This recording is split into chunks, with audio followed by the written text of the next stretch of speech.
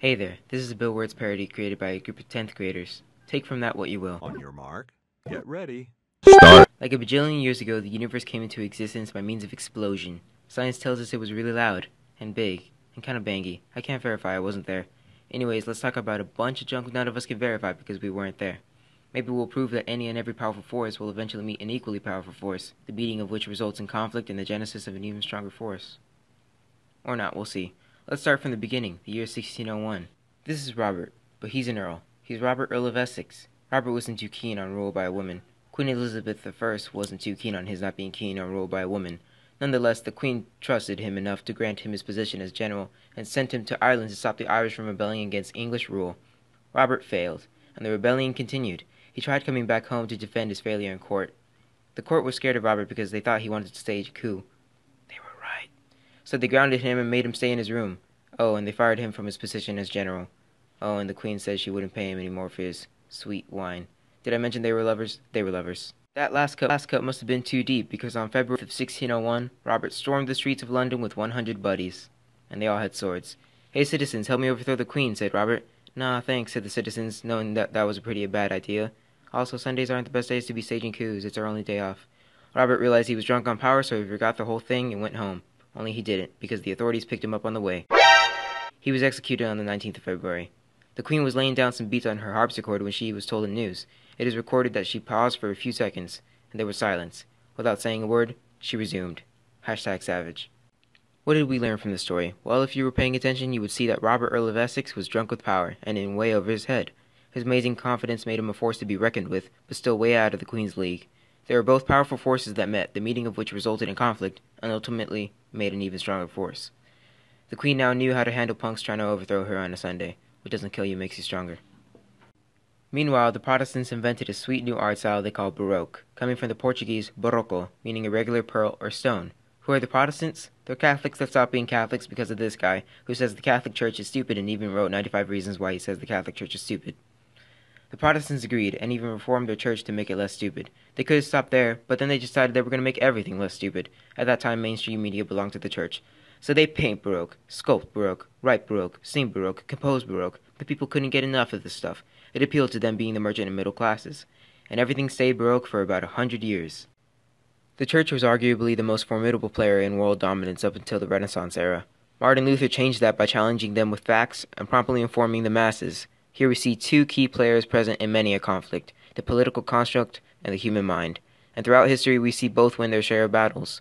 The human mind won in this case. Not only did it win, it molded a world fit to live in. It created an even stronger world that could challenge thoughts and ideas again. Great, let's keep moving.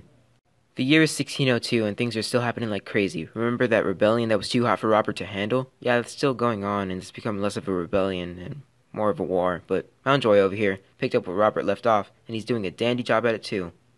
Also, the Elizabeth Isles have been colonized for a little bit. Also, Cape Cod has been discovered and named. Martha's Vineyard too. All that wouldn't have happened without this guy, who also helped organize and establish the Virginia colony. Cool guy. He'll live to see Jamestown grow past institutionalization, right? Right. Over in the Netherlands, the 17 provinces have been throwing a tantrum for roughly 30 years. Who are the 17 provinces? They're the Netherlands, Belgium, and Luxembourg before they became the Netherlands, Belgium, and Luxembourg. Cool, why are they rebelling? It started in 1566 when the Calvinists in the Netherlands took a page out of Martin Luther's book and got sick of their church being stupid rich. Cool, what did the Calvinists do about it? Well, they got really mad and started tearing down anything that glorified humans more than God. Cool, what then? Well, the governor of the Netherlands, Margaret of Parma, said, "Hey Calvinists, will you stop wrecking everything if we give you your own churches for worship?" "Sure," said the Calvinists, fully intending to take their new church and keep destroying crap.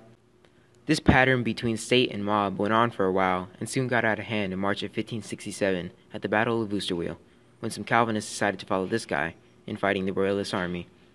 They were defeated and executed. "Wow, glad that's over," said Margaret of Parma, who sent a letter saying it was over to her brother, Philip II of Spain.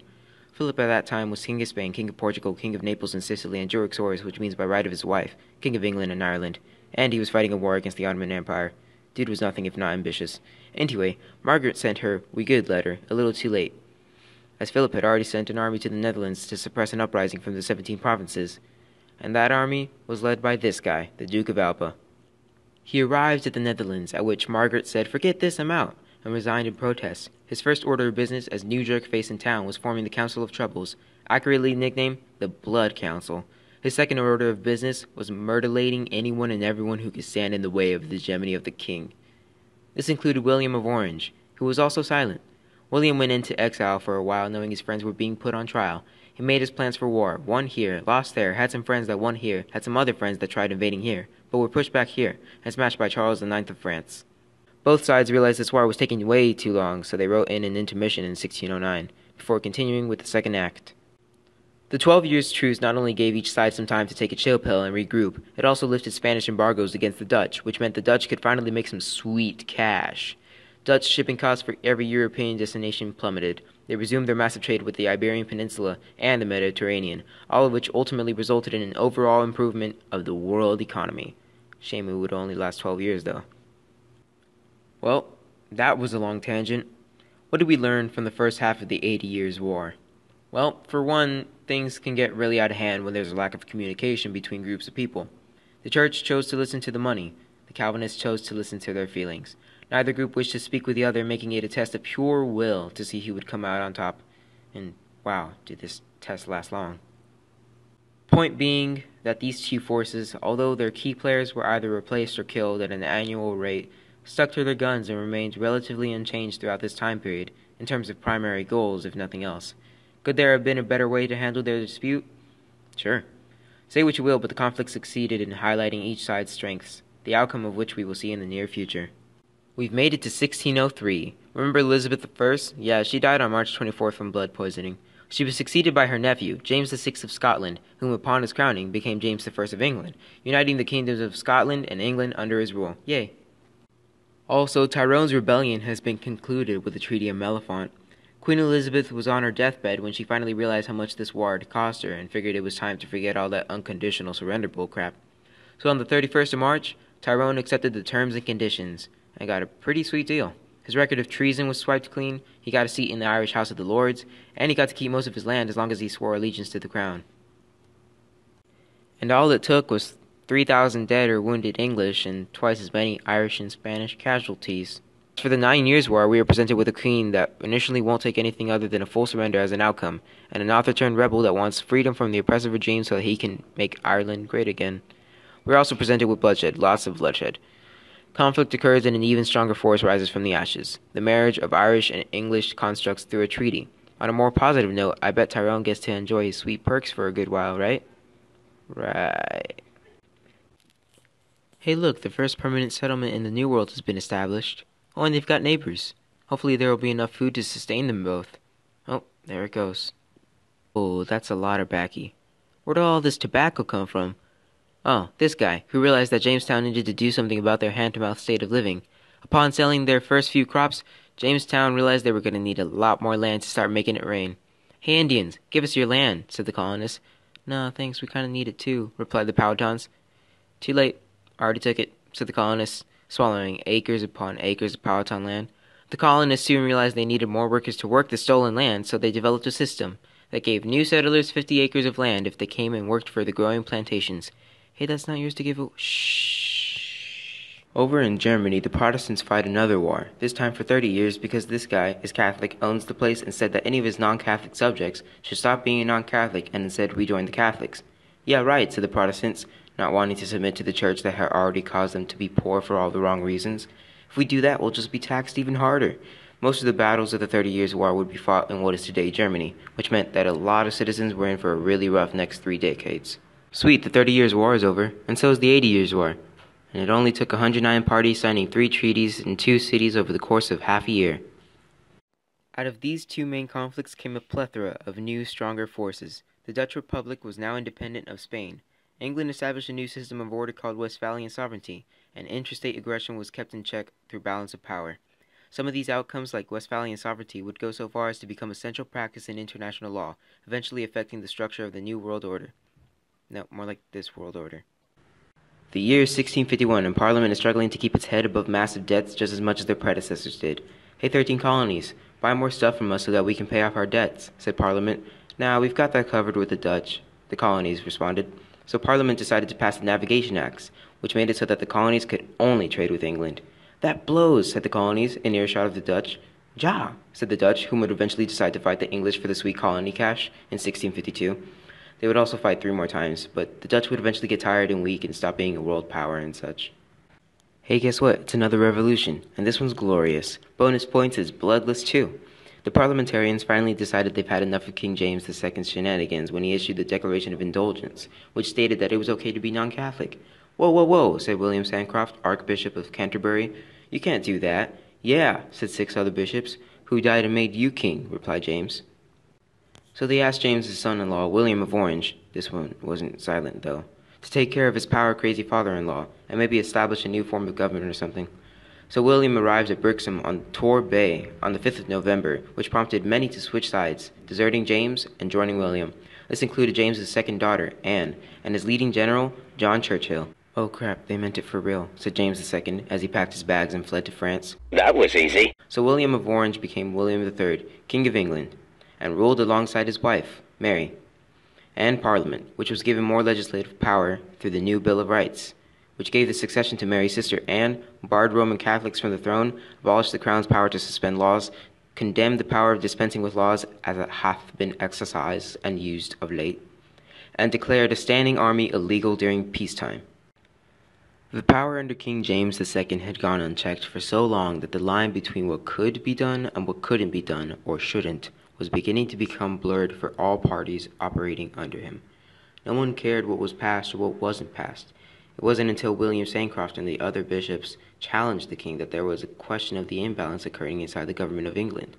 Events had already occurred that led to the eventual realization that there needed to be a shift in power from monarch to parliament in order to make the government less susceptible to being overthrown. 2 opposing forces, monarchy and parliamentary democracy, that, through their conflict, albeit free from violence, created a stronger force.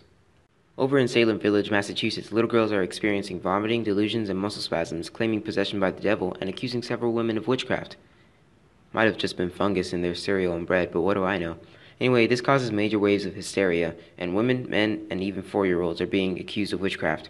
Eventually becoming overwhelmed with all these accusations, the new governor of Massachusetts, William Phips, ordered the establishment of a special court, Oyer and Terminer, to decide the fate of the accused. The first defendant was Bridget Bishop, whom was deemed guilty of witchcraft and hanged 8 days later. This was telling of how the rest of the trials would go, until early 1693, when Governor Phips realized the whole thing was borderline illegal and disbanded the entire operation and freed those who were held in prison. In January of 1697, the Massachusetts General Court declared a day of fasting for the tragedy, and the leading justice would apologize for his role in the trials. In 1711, Massachusetts colony passed legislation clearing the names of those accused and providing financial restitution to their heirs. Here we see the political construct and the freedom of the human mind, rather than clashing, joining forces and running so fast that not even common sense can catch them. They choose to join against a common enemy that came from the manifestations of the mind, rather than fighting against one another. Some might even see a connection to a modern-day example in which people have decided to feed their actions feelings rather than facts. Back at England, the Bank of England has been established so that the rank of England won't be ravished. Being a world power has gone very sour, for all their money has been devoured. By whom, you cry? The answer lies in the British themselves, for they value pride. They fought a war, yes, another more, but they allowed their spending to grow and soar. Alright, enough rhyming. The Bank of England was established because England was in a dire financial situation that arose from the cost of fighting in the 9 Years' War, no relation to Tyrone's rebellion. Out of their involvement in the conflict came misfortune. With the power of bribes, elbow grease, and bribes, however, England managed to avoid filing bankruptcy, and avoid inventing bankruptcy in the process, I guess. England endangered itself through its splurging on wartime toys. After being introduced to the reality of finite resources, they were faced with a challenge that could have either made them an even stronger force or absolutely demolished them as a global power. Out of the ashes of conflict does a stronger force arrive. Back in Massachusetts, the economy made a boom. After realizing how detrimental murder is to the overall health of the community, the colonists came together for each other, rather than in spite of one another. This allowed people enough time to develop families, in which every member pitched in to sustain the family unit. With the resources already being abundantly present in the New World, people just needed to do one thing: procreate, and not die, so 2 things. So they built their communities to such a point that they became cities. They became more resistant to attacks from outsiders, natives, the elements, wild animals, the usual.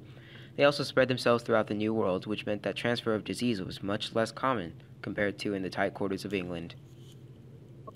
Across the ocean, however, Parliament was beginning to become worried about the sheer amount of skilled men and women leaving their country for the New World. We still need some of you to stay so that we can have a country too, said Parliament. So they stopped advertising the New World and kept those that were left, in order to run their country. This didn't affect Massachusetts that much. They had kids left and right. Even through such an unlawful conflict as the Salem witch trials came a force, the masses, that works towards the concept of improvement. The trials initially caused strife, grief, and an abundance of murders, but they also shocked the community into realizing that people make the world go round, and promptly focused these masses on improving their own life without taking it from others. This would even have the effect of forcing England to stop sending over their skilled persons, and instead focus on improving their own economy immediately, rather than overseas. Ultimately, the trials prompted the improvement of the economy of Massachusetts, which had a similar effect on England. The Treaty of Union has just been signed, uniting the English and Scottish empires. Why did they unite? Scotland was afraid of their lack of economic security, and Britain was afraid of the possibility of French and Jacobite forces steamrolling them all. So they each gave each other gifts, and became a thing, so that they could be a little less afraid, together. The English decided they would even have a couple name. Great Britain. Cute. It would also confuse non-Brits for centuries to come. Through the conflicts that both Scotland and England experienced, in some cases with each other, there came an eventual realization for the need to coexist in order to exist at all. The Treaty of Madrid was just signed. Why was it signed? There was a war going on between the Spanish and Portuguese empires over a land dispute in what is now Uruguay, Argentina, and Brazil. Why was there a land dispute? The Portuguese weren't following the boundary that was set in place by this treaty, which was understandable because, well, look for yourself. The Portuguese would come to exchange their city of Colonia, lands along the Rio de la Plata, and its free navigation of the river, for 2 areas on the Brazil border, and the freedom to move 7 Jesuit missions, along with 30,000 Guarani Indians. These 2 world powers engaged in a conflict that lasted this entire time period, and then some, and out of this conflict came many forces, more developed than from whence they came. These powers would eventually become cities, then states, then countries, leading us to today, in which we have international meetings in which no one is supposed to die. Any and every powerful force will eventually meet an equally powerful force, the meeting of which results in conflict and the genesis of an even stronger force. In every story, not limited to those presented in this video, there is a pattern present. One force meets another. Their meeting will eventually result in the conflict of 2 powers, possibly them, which in turn results in the creation of a new power, more fit to survive than those that came before it. When addressing the issue of conflict, it is imperative that one call to attention the fact that conflict is not inherently violent. Conflict comes in many forms and is simply the interaction between 2 opposing ideologies that both believe they have the best path in mind. Conflict is not simply, I'm right, you're wrong, 100% of the time. However, conflict will result in a greater force being created, 100% of the time, simply because of the fact that, though we may repeat history, we cannot reverse our progress. The progress has been made. It is history now. We will always either inch forward at a primitive crawl or spring forward with the speed of a bullet train. Where we're crawling or speeding towards is the more pressing matter. Hope you were inclined to think a little bit. If not, no one's getting paid for this anyway. Bye.